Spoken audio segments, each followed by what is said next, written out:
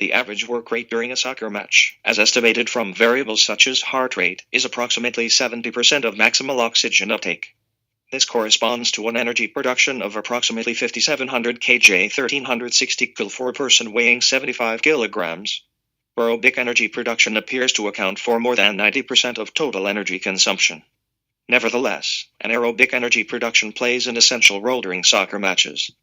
During intensive exercise periods of a game, creatine phosphate, and to a lesser extent the stored adenosine triphosphate, are utilized.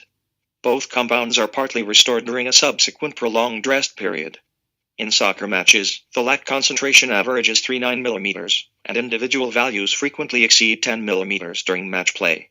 Furthermore, the adenosine diphosphate degradation products ammonia, hypoxanthine, and uric acid are elevated in the blood during soccer matches. Thus, the anaerobic energy systems are heavily taxed during periods of match play. Glycogen in the working muscle seems to be the most important substrate for energy production during soccer matches.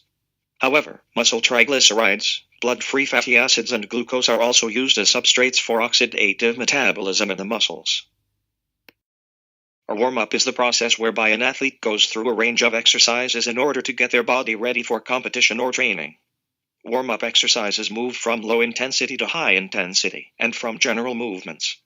Warm-ups prepare the body for physical activity by increasing the heart rate, the respiratory rate, the cardiac output, and the blood flow to the muscles being used.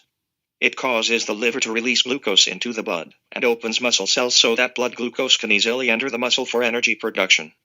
Warm-ups also increase the body temperature, which increases joint mobility, decreases the risk of injury, and speeds up the chemical reactions which produce at. A soccer player covers about 12 km per game. This accounts for around 180 km per season.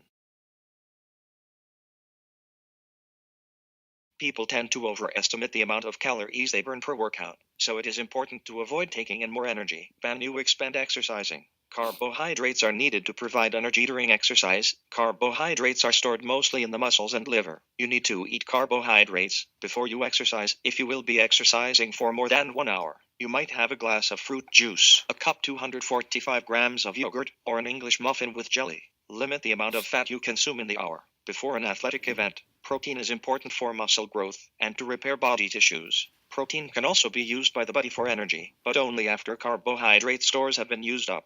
Water is the most important, yet overlooked, nutrient for athletes. Water and fluids are essential to keep the body hydrated and at the right temperature. Your body can lose several liters of sweat in an hour of vigorous exercise.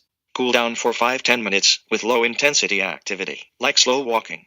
Helps your heart rate and breathing to return towards resting levels gradually. Helps avoid fainting or dizziness, which can result from blood pooling in the large muscles of the legs. When vigorous activity is stopped suddenly, helps to remove waste products from your muscles, such as lactic acid, which can build up during vigorous activity. Lactic acid is most effectively removed by gentle exercise rather than stopping suddenly, and helps to prepare your muscles for the next exercise session. Static stretching for 10 minutes or so is a great way to relax and improve flexibility.